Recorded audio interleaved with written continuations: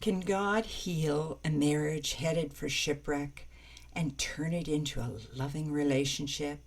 He can, and He did, but only after we put Him first.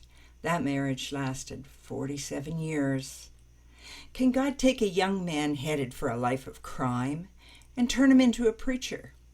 He absolutely can, and He did with my late husband Bruce.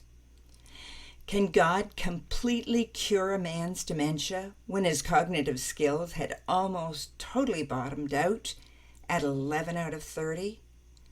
Can He bring him all the way back to where he can take on management responsibilities, able to talk to people, doing all the bookwork, and running a thriving business? Yes, He can, and He did, and I watched in awe as it happened. But it's not just those big things that build our faith in Him, but the little day-to-day things, like the way He orchestrated the purchases of our houses we lived in, or the way He became the decorator of those homes.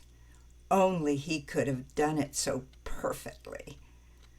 I've learned through experience that He can even take our biggest mistakes, and if we acknowledge our wrong, He can turn those mistakes into our greatest blessings.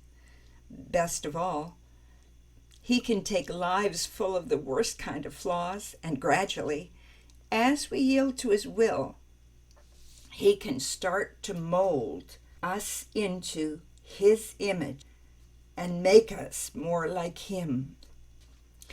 This is the story of my life. It is the path He chose for me.